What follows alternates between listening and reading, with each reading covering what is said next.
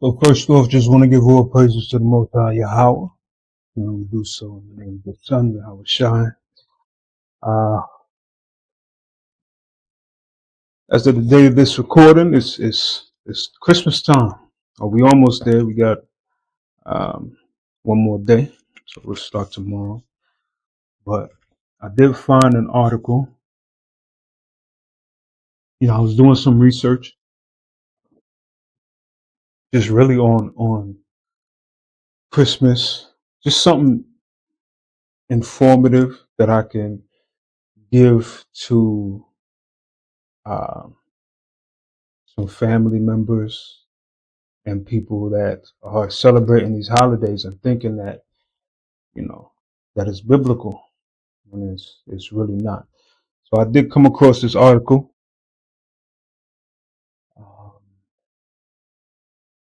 A lot of times as Israelites, we try to speak to our family and friends about this holiday, and it can be difficult at times.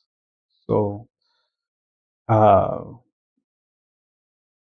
and I mean, keep it real, a lot of people just don't want to hear scriptures. So that's the thing as well. But I did find this article, and it kind of it summed up a lot of the Christmas traditions and their origins, and just how pagan they actually are. So it's called The Pagan Origins of Christmas, Saturnalia, Yule, and Other Pre-Christian Traditions. And I'm gonna post the article. I'm gonna put it like alongside so you can kind of read along with me when I actually do the video, or edit the video. The origins of Christmas can be traced back to the ancient Roman and Norse civilizations. In fact, 25th December was not even Jesus' birthday. The early Christians appropriated what was originally a pagan holiday. How did they do that? When you look into the history of not just this day, but this season, the winter solstice was big. It was big, like amongst pretty much all civilization, right? Of course, not the Israelites. We wasn't supposed to keep this holiday, but pretty much all civilizations, they celebrated this winter solstice. Let's look that up real quick. What is the winter solstice? Quick definition.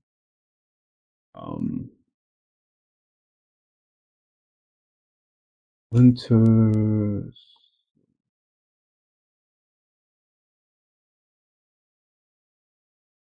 All right. Winter solstice, the two moments during the year when the path of the sun in the sky is farthest south in the northern hemisphere, December 21st or 22nd, and farthest north in the southern hemisphere, June 20th or the 21st. At the winter solstice, the sun travels the shortest path through the sky, and that day, therefore, has the least daylight and the longest night. So people actually celebrated, kind of like a coming out of darkness, if that makes sense.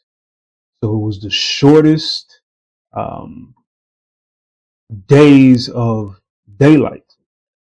And when they came out of that on the other side, it was like a holiday for people. People celebrated it.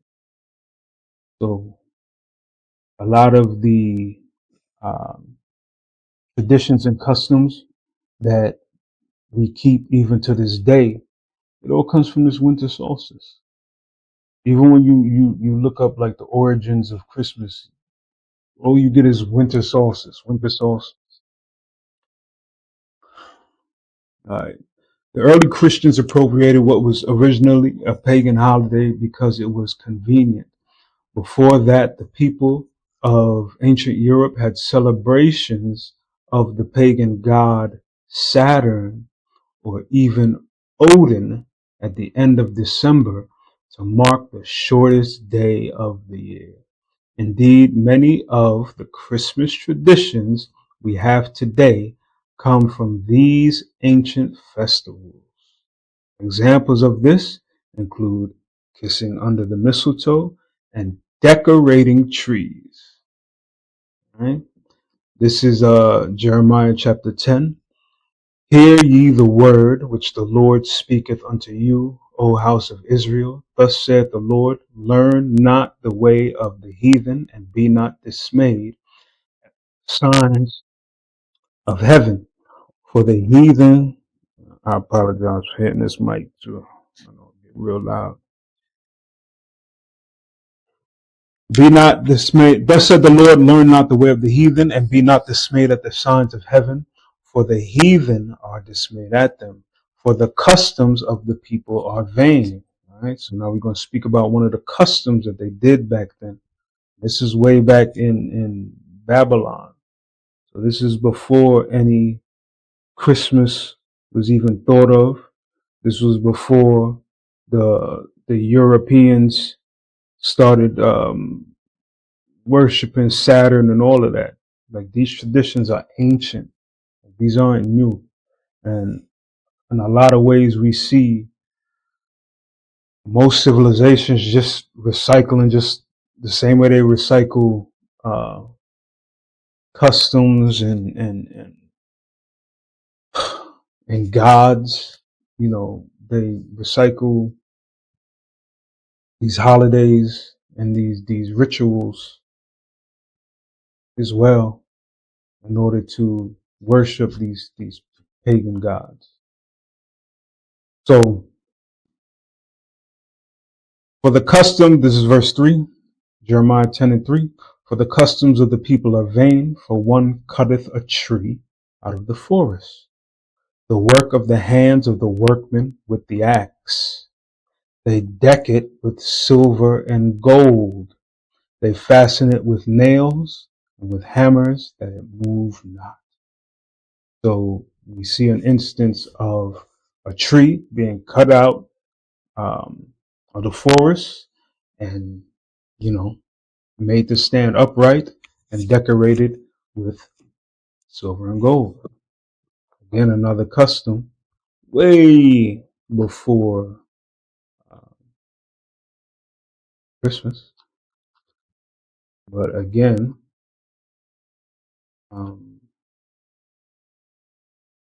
this is how these people worship their pagan gods. Here goes another one. So this is Baal and the dragon, right? And as I was reading it, and you can see this is another custom that a lot of kids and their parents, of course, keep today, right? So it talks about I'm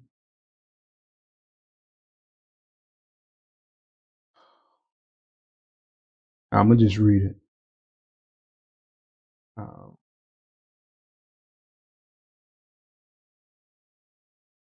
This is verse 3. Now the Babylonians had an idol called Baal, and there were spent upon him every day 12 great measures of fine flour and 40 sheep and 6 vessels of wine. And the king worshipped it and went daily to adore it. But Daniel worshipped his own God. And the king said unto him, why dost thou not worship Baal? Who answered and said, because I may not worship idols made with hands, but the living God who created the heaven and the earth and hath sovereignty over all flesh. Then said the king unto him, thinkest thou not that Baal is a living God? Seest thou not how much he eateth and drinketh every day? So they had a temple set up, and they were actually taking food in there and pretty much sacrifices to this god. And they thought, or the king thought, that that this god, this statue or this idol was actually eating the food every day. This God was alive and it was eating the food. Verse 7, then Daniel smiled and said, O king, be not deceived, for this is but clay within and brass without, and did never eat or drink anything. So Daniel, in all his wisdom, of course, he's like, he smiled and he's laughing at the king. Like, what are you talking about? He knows that this is an idol because he worships the only living God. Verse 8, so the king was wroth and called for his priests and said unto them, if ye tell me not who this is that devoureth these expenses, ye shall die. So Daniel said, nah, the idol is not eating this stuff. And so he put some doubt in the king's mind. So now the king calls in his priest, or the priest of this idol. He's like, yo, who is eating this food? And if you don't tell me, you're going to die. Verse 9, but if ye can certify me that Baal devoureth them, then Daniel shall die. For he spoke in blasphemy against Baal. And Daniel said unto the king, let it be according to thy word. So, of course, Daniel's confident because he understands this is foolishness. Your statue or your idol is not eating food. So now the priests were 70 beside their wives and children, and the king went with Daniel into the temple of Baal. So Baal's priests said, lo, we go out, but thou, O king, set on the meat and make ready the wine, and shut the door fast and seal it with thine own signet. And tomorrow when thou comest in, if thou findest not that Baal hath eaten up all, we will suffer death, or else Daniel that speaketh falsely against us. So they put the food out. They said, if the food is still there in the morning, then they'll die. And if the food be eaten up in the morning, then Daniel will die. And they little regarded it, for under the table, this is the trick. For under the table they had made a privy entrance, whereby they entered in continually and consumed those things. So basically these things are being set out, right? Kind of sound like that milk and cookies, right? That it's another tradition that was just recycled and brought, it was just recycled over and over and over again. So it's another custom that started way back when, right? You'll find a lot of these things started in Babylon. Babylon was known for a lot of their idol worship and a lot of different rituals. They was heavy into that stuff. So when they were gone forth, the king set meats before Baal. Now Daniel had commanded his servants to bring ashes, and those they strewed throughout all the temple in the presence of the king alone. Then went they out and shut the door and sealed it with the king's signet, and so departed. Now in the night came the priests with their wives and children, as they were wont to do, and did eat and drink up all. In the morning, the time the king arose, and Daniel with him. The king said, Daniel, are the seals whole? And he said, yea, O king, they be whole. All right. So,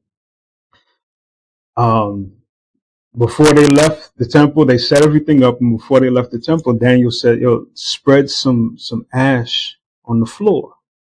Right. Of course, the ash was to see if anyone actually walked through the temple at night. And they can follow the footprints and they can see where, if there is a trap door, like it says. They have made a privy entrance whereby they entered in continually. So Daniel understood this, and so he set ashes down on the floor. Right? Verse 17, and the king said, Daniel, are the seals whole? And he said, yea, O king, they be whole. And as soon as he opened the door, the king looked upon the table and cried with a loud voice, great art thou, O Baal, and with thee is no deceit at all. So the king came in, he was all happy because that food, it was eaten up. He said, oh, my God is real.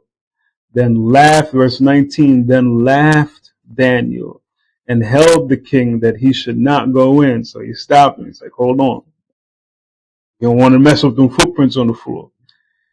And said, behold now the pavement, and mark well whose footsteps are these.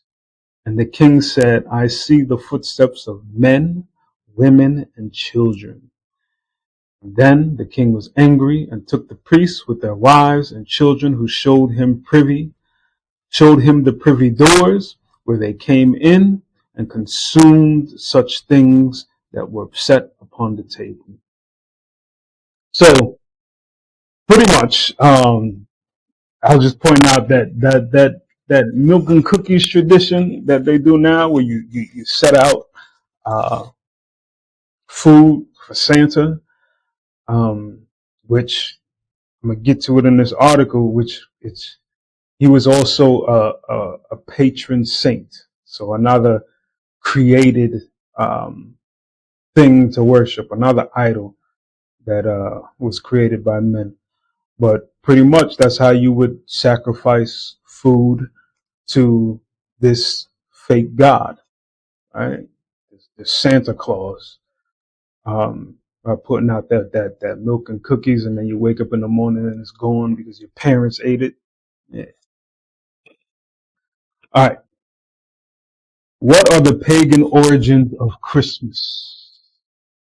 The origins of Christmas are complex and intertwined with various cultural and religious traditions, including some pagan elements.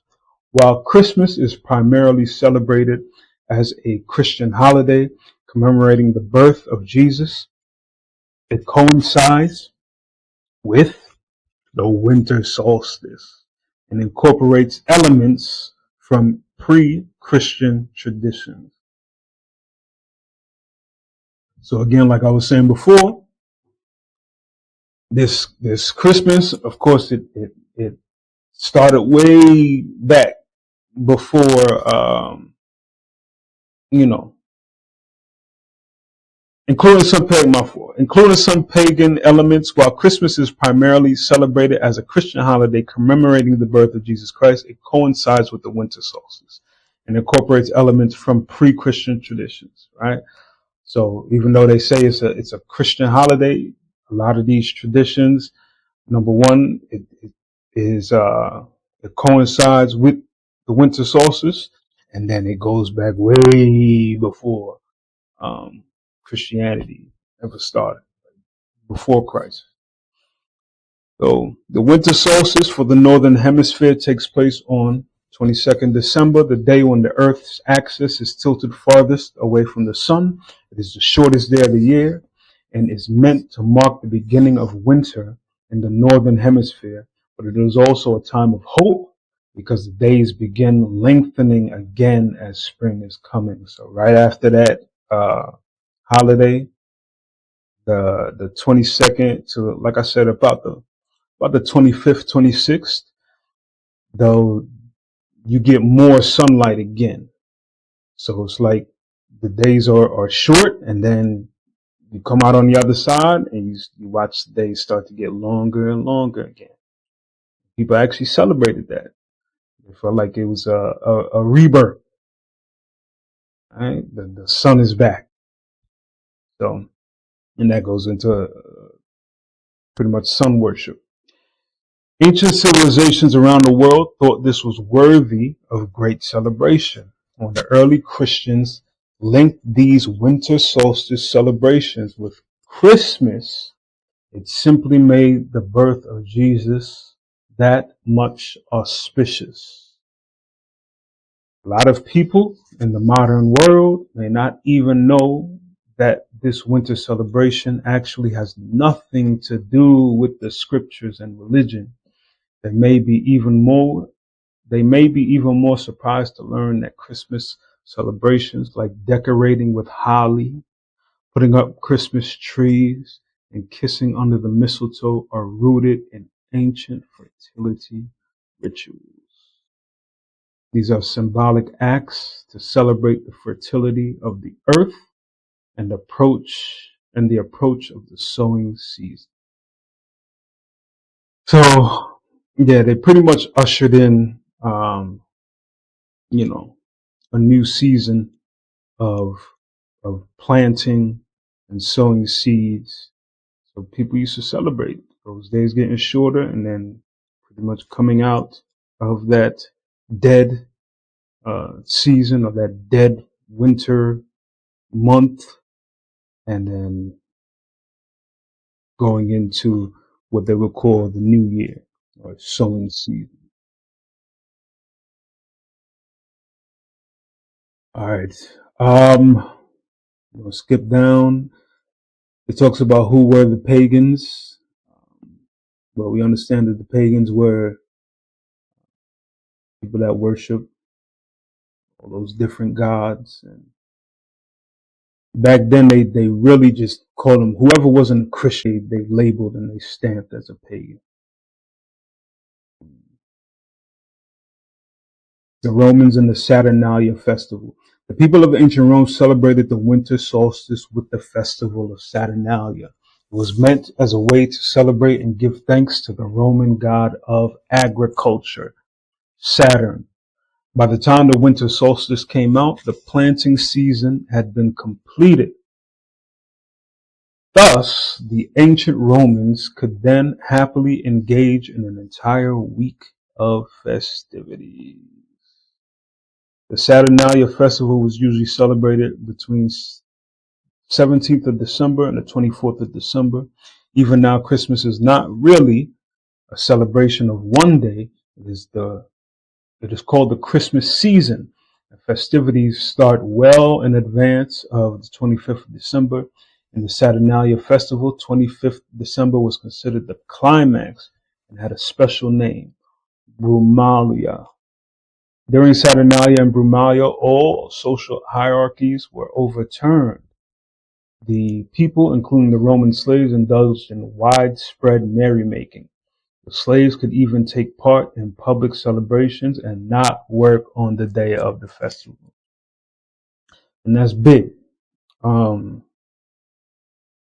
lot of the holidays, a lot of the pagan holidays in this society, it has they give you a day off from work. And really, as a worker, when in a lot of these civilizations, in the past and today, there was a hierarchy, and the people at the bottom of that hierarchy,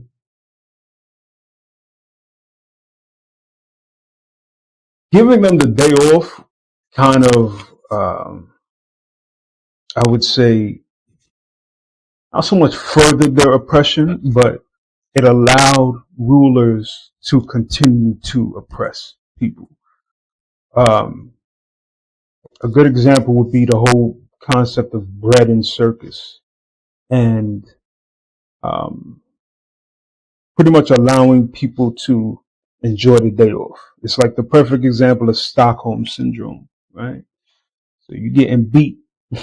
You get beat 6 days a week, and then they give you one day off, and you love your master for it. You feel like he's doing you a favor. During slavery, they would give us Sunday off to go and worship their God, their white Jesus, and we would enjoy that, you know. So it was like, again, let's look up bread and circus real quick. It was really just like a distraction, man.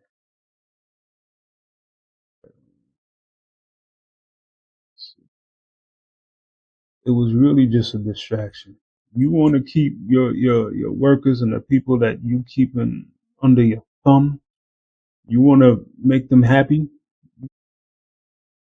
You give them some entertainment and a day off, and they'll be yours. One day out of the week. Right now they give you 2 days. You oppressed all week, Monday through Friday. They give you Saturday and Sunday off. You just thankful. Like, oh God. All right, bread and circuses. I'll get a short definition. This is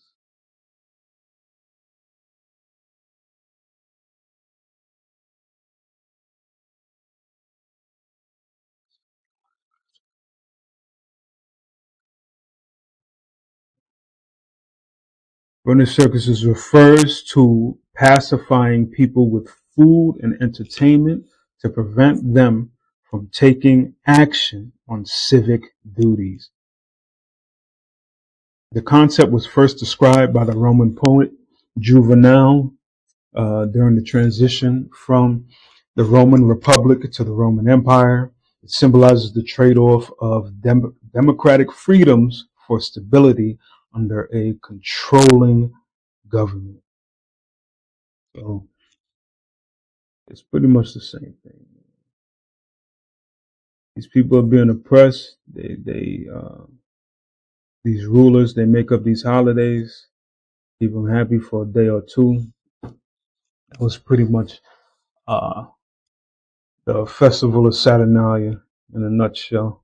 They would even trade places. The slaves would trade places with their slave masters to an extent, of course. They would, in some instances, the slave masters would even serve the slaves, but it was pretty much you were now allowed to sit with and talk to your master like he was your friend, pretty much. And all these things is to pretty much just keep you oppressed and keep you on the thumb. For real, because like I said, you get beat for 6 days, they give you a day off, you're happy.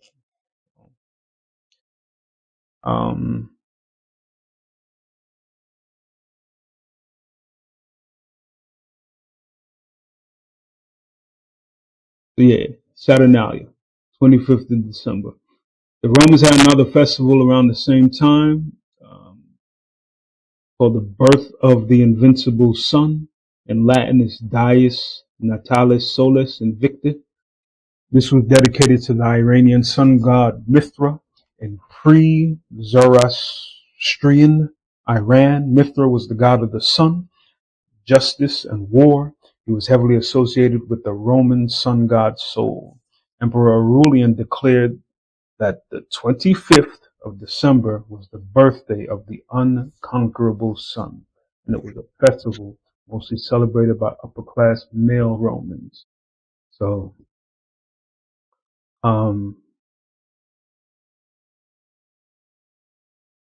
yeah. So yeah, they just always incorporated and just brought together a lot of this pagan worship with Christmas and of course the winter solstice. But we're gonna get to the Christmas. Yule, right? We fast forward a little bit. What was Yule? Other than Saturnalia, one of the festivals that had a huge influence on Christmas was Yule, celebrated largely by the Norse people in Northern Europe. Many of the old Yule traditions have become Christmas traditions today. The celebrations lasted for 12 days, and huge bonfires were lit. Feasting and drinking were a big part of the celebrations. The night before Yule was called Mother's Night. The Yule tree was decorated around the time of the winter solstice, and the Yule log would be lit so that families could feast and be merry by the fire all night. The Yule ham was a huge aspect of this celebration, since the boar was sacred to the pagan god Freyr. Christians have appropriated many of these traditions to celebrate Christmas. Another important pagan holiday during the winter solstice was the birthday of the Greek god Dionysus. The Greek god of wine was celebrated with wild revelry, feasts, drunkenness, and merrymaking over 12 days. His birthday was supposed to be on the 25th of December. The festival was called Bacchanalia, and was one marked by wildness and excess in Finland. So again, it's this season, this Christmas season, and you see it now. Just, I mean, people are pretty much they're in good spirits. They're off from work. They stop working for a few days, and they're happy. The festival was called Bacchanalia and was marked by wildness and excess. In Finland, the sun goddess Bui was celebrated during this time.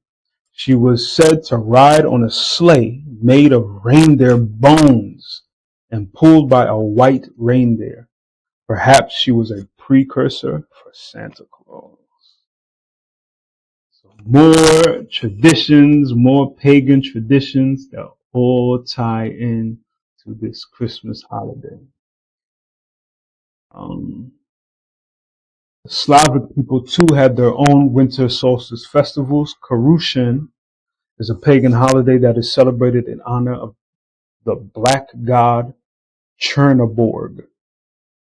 Very similar to Samhain and Halloween. This was the deity when all Slavic gods associated with darkness and decay were most potent. However, the white god, or the sun god, is resurrected the next day and triumphs again. Ancient Slavs lit fires in cemeteries and crossroads to keep their loved ones warm. Feasts were organized to honor the dead and feed them. These practices have merged with modern Christmas traditions. Celebrating the winter solstice. Many of the Christmas traditions that we celebrate today are descended from pagan traditions. This includes the practice of exchanging gifts, decorating houses and trees, and door-to-door carolers, the use of holly and mistletoe, and even the kind of food that is usually prepared. For instance, the Yule log. A cake commonly eaten in Western Europe is more symbolic than anything now, meant to invoke the bonfires of ages past. Amen. Or pagan. What does the Christmas tree symbolize? A huge part of modern Christmas is decorating Christmas trees. And that's another thing. When you go into just paganism as a whole, trees always played such a big part in paganism. When you look at Isaiah 66.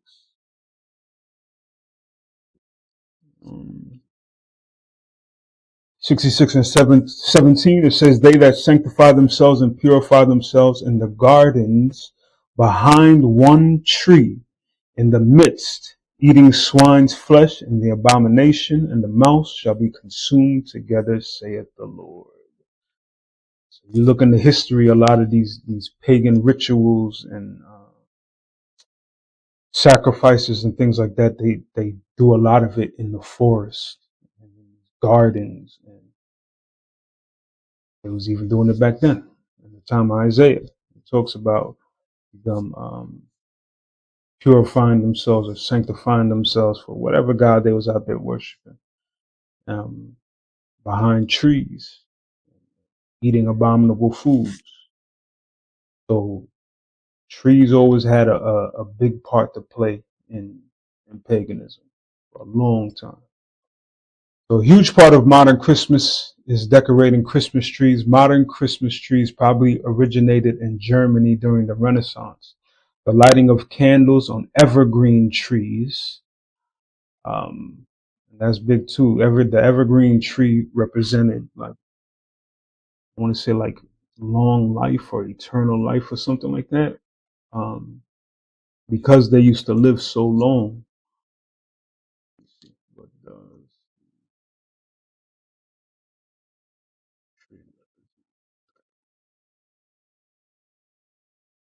Evergreens often symbolize immortality and eternal life. all right, because they retain their leaves throughout the year. Curious though, how long do they live? How long?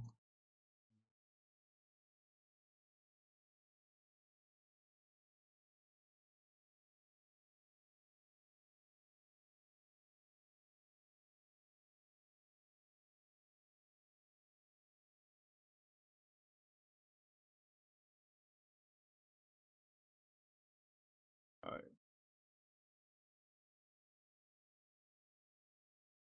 Evergreen.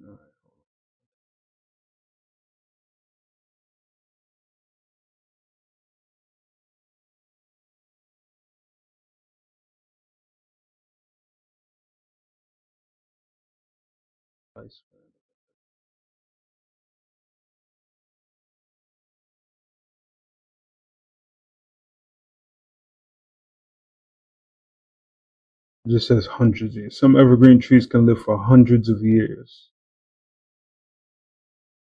So, not very specific, but yeah, it represented pretty much eternal life, something along those lines. So the lighting of candles on evergreen trees in order to celebrate Christmas is sometimes traced back to the Protestant reformer Martin Luther. However, the Christmas tree has much more ancient predecessors. The Romans used to hang small metal ornaments on trees outside their home during Saturnalia. So again, we see these people, nothing new under the sun, decorating these trees, just like we read in Jeremiah. They're outside, they're decorating these trees. Each ornament had some kind of association with a god or even the family's patron saint. The Roman poet Catullus, in his poem Marriage of Pylus and Thetis, spoke of the gods decorating the home of Pylus with evergreen trees like laurel and cypress. Evergreen trees and wreaths and garlands made of them were significant to the Egyptians, Hebrews, and Chinese. They represented eternal life. For the early Germanic tribes, decorating trees with fruits and candles in honor of Odin was a common practice. Trees were very important in Norse mythology, right? Norse mythology, that's paganism. The pagans worship trees. Trees were very important in Norse mythology because Yggdrasil, the Vikings and Saxons worshipped trees. So Yggdrasil was actually in Norse mythology. It was like a tree that represented. You just get it. It was like a tree that represented the connection between all life, or something like that. It grew like into the heavens and down into the underworld, or something like that. Yggdrasil is the great tree that holds together the 9 worlds in Norse mythology. The tree connects all of existence with its branches, reaching up to the heavens and down to the underworld. The tree is mentioned in various Old Norse texts, including the Poetic Edda and Prose Edda.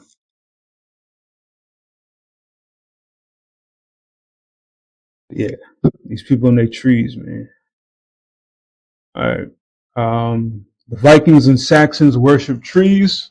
Early Germanic folk tales about Saint Boniface and Donor's Ark talk of how an evergreen tree grew in the place of felled oak.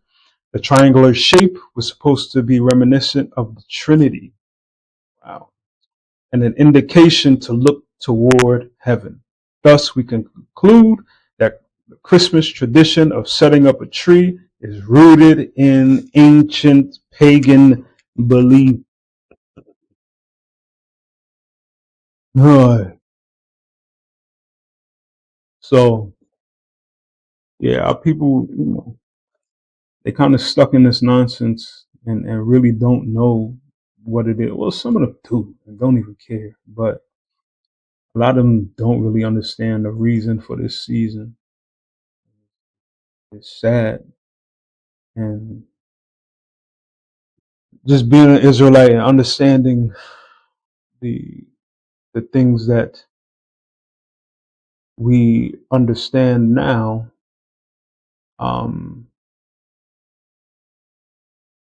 just being around it, I understand that it can be difficult.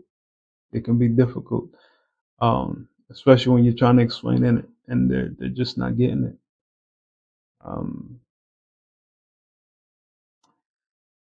But yeah, we got to move in wisdom, and I'm gonna come back to that. Gift giving is a common practice during most festivals. These are occasions where we can show our affection for our loved ones in the form of material presents. Leaving Christmas gifts under the Christmas tree might be a very modern practice, but the very act of giving gifts to your family is as old as humans themselves. The Romans gave each other small gifts during Saturnalia in the hope of a bountiful harvest. The next day, it was a way of wishing each other good luck. Even Christmas carols have ancient roots. The Christmas carols in themselves and their lyrics might be more modern, but the tradition is probably Anglo-Saxon. So even going door to door and singing has old pagan roots. The Christmas carols in themselves and their lyrics might be more modern, but the tradition is probably Anglo-Saxon. The Anglo-Saxon tradition of going door to door and singing to your neighbors was called wassailing. It came from the phrase wassail, meaning good health. Every year, these singers would roam around the village in small groups, serenading, wishing away evil spirits and bad health. Wassailers usually carried a traditional drink with them made from mulled ale, roasted apples, spices, eggs, sugar, and curdled cream. That sounds like eggnog. Kinda. St. Francis in the 13th century took inspiration from the wassailers and began the Christmas tradition of door-to-door caroling. So even the singing comes from some form of paganism. Oh, I'm gonna get through this. We got two more paragraphs. Holly and mistletoe were both sacred plants for the pagans. Kissing under the mistletoe and decorating homes with holly were originally pagan traditions. Holly, if no one, holly was actually it's like the green. Well, just look it up. But it's like it's like a green plant.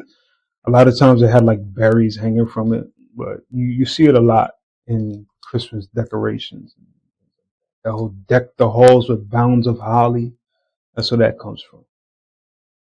Holly and mistletoe were both sacred plants for the pagans. Kissing under the mistletoe and decorating homes with holly were originally pagan traditions. Now they have become an intrinsic part of Christmas that it would be difficult to imagine the holiday without them. During Saturnalia, the Romans would exchange wreaths made of holly for good luck. Holly was a holy plant that was associated with Saturn. So holly was when you see those wreaths, that's what those wreaths are made out of. It's like that green plant with like red berries all over it. Holly was a holy plant that was associated with Saturn, the god of agriculture. The early Christians were lucky that the festival of Saturnalia almost coincided with Jesus' birth, since they were often heavily persecuted. Saturnalia gave them a cover to celebrate their own festival without being discovered. Thus, they began to take on this pagan custom and decorated their homes with holly to make it look like they were celebrating Christmas. This made it easier for them to recognize each other in the midst of other communities. They continued the practice even after paganism disappeared from Europe. Of course they did. Kissing under mistletoe, one of the most popular Christmas traditions, also has pagan roots. The ancient Norse Celts and their Druids were all obsessed with mistletoe to a certain extent. Also, the plant was considered sacred to Saturn, and the ancient Romans would perform fertility rituals under it. So all that kissing under the mistletoe, that's where that comes from. But back then, it says here, in other words, they had sex under the mistletoe plants for the sake of a bountiful harvest. A kiss is certainly a step down from that. Yeah. But it was actually getting it in under the mistletoe. Crazy. Another tradition. Man, we froze up.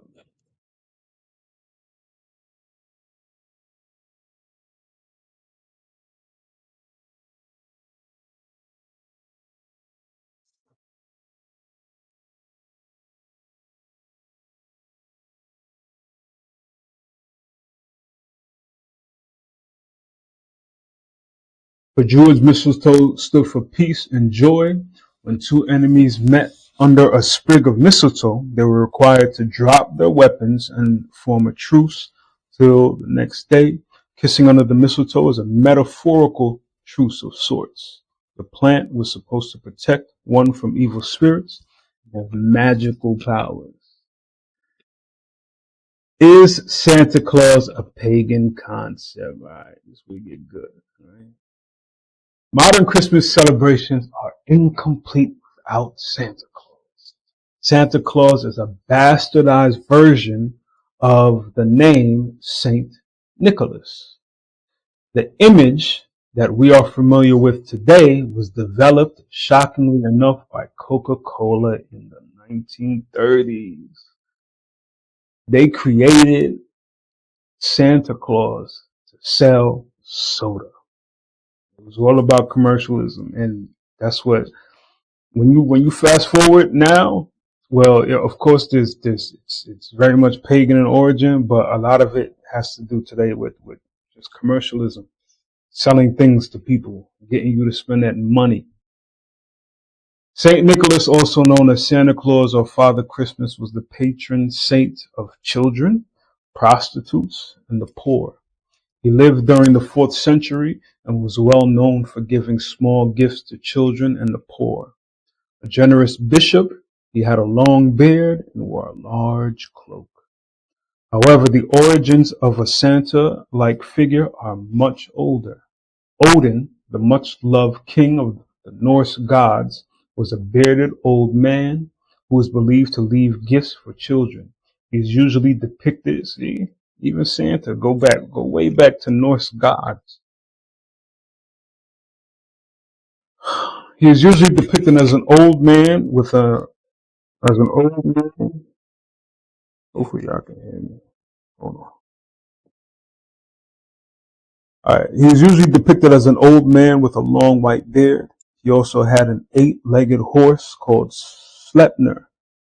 Odin would ride Sleipnir across the sky, just as Santa Claus does with his reindeer.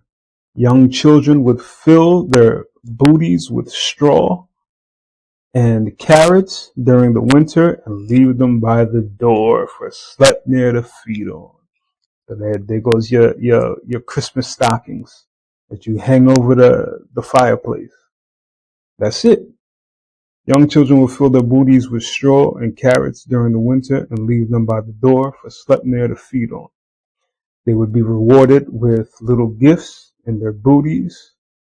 This was the true beginning of Santa Claus and the stockings that we leave out on Christmas Eve. Even Santa. Pagan. Was Christmas stolen from pagans? Christianity appropriates the winter solstice. All right. Thus, as we can see, the ancient Christians incorporated several pagan traditions while celebrating Christmas. Perhaps at the time they did it from a sense of safety. Perhaps it was because they genuinely enjoyed those customs. Looking at these Christmas traditions and customs, it becomes even more evident that the early Christians were not really converts from Judaism. Jesus may have been a Jew, but most of his followers were those on the outskirts and fringes of society, and they incorporated customs they were used to into the festival. Yeah, well, it's a bunch of Romans um, who co-opted Christianity, and they kind of just merged all of their pagan rituals and beliefs in with it. Um, Long before Jesus' birth, the middle of winter was celebrated by people all over the world. It was a victory of light over dark. It was an affirmation of hope. It was a celebration of fertility and bounty in the coldest and darkest of times. Thus, feasting, bonfires, and fertility rituals were so important during the winter solstice festivals. The coming of a Messiah was simply another occasion to celebrate this time of year. Again, nothing to do with Christianity. They kind of just threw that in there. They threw the Jesus in there along with their festivals that they already had going on. Why not? Right? Was Jesus really born on Christmas? Um, I mean, because the scriptures don't give an exact date, people have been debating um, exactly when, but we know it was in the springtime. It wasn't in the dead of winter. It definitely wasn't there. But it says here the simple answer is no. Jesus was probably not born on 25th December. Easter was actually the main holiday of the early Christians. In the first few centuries of Christianity, Jesus' birth was not celebrated in the big way that it is now. The Bible does not even mention a specific date for the birth. Indeed, it was only in the 4th century CE that Pope Julius declared the 25th of December as the official birthday of Jesus of Nazareth, the Gaul, right? He just decided this is Christ's birthday. Whatever. Not only is the day of Jesus' birth not known, historians cannot even pin down his year of birth. Between 6 BCE and 4 BCE, the year in which King Herod died. Some scholars have challenged the winter birth in the first place, arguing that shepherds would not have been grazing their flocks in winter. Actually, researchers show that it is more likely Jesus was born in mid-April.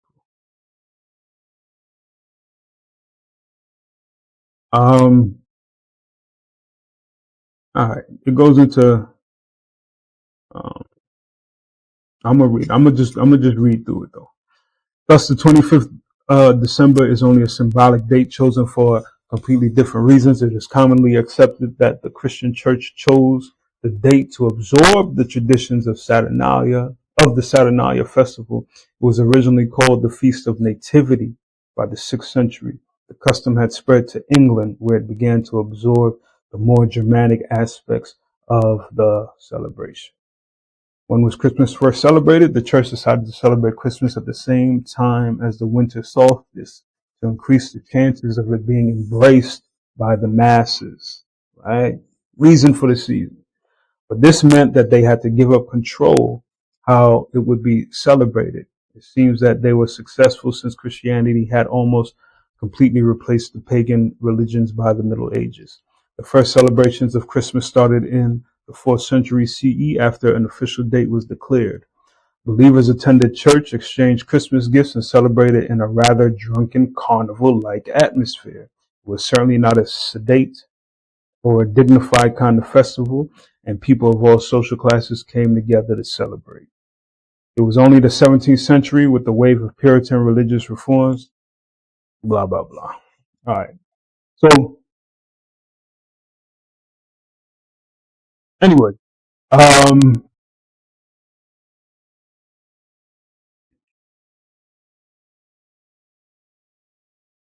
I did have a couple scriptures, but I've been going on for a while. So, but anyway, I understand that in a lot of ways, um, especially when you're new to this truth, um, it may be difficult to get through. It's frustrating. I ain't even gonna say difficult. It's just frustrating dealing with people when you understand the truth, but they're not getting it. But again, it's important to understand that at one point you were in their shoes as well. So you just got to kind of be patient. Um, I know it's easier for some people that don't live with their parents or a spouse that celebrates that garbage. It can be easier, but it can be difficult for those that do have to, you know, be inundated with a lot of this stuff. So I would just say that to move in wisdom, um, just be patient, try to explain to them where a lot of these customs and things like that originated, and hopefully they take heed to it. But like the scriptures say, whether they hear or forbear. Uh yeah, just be patient and understand that you were once in those shoes. But anyway, that's all I got. Hopefully it was informative. Hopefully I didn't put nobody to sleep. I ain't bore nobody to death. Um, that's all I got for today. Wow. Oh, like the video, comment, maybe share your Christmas experience. I would like to know, um, how you've made the transition and how your family has, treated you, or how they've taken the fact that you're not celebrating these holidays no more. I do like to hear people's stories when it comes to that.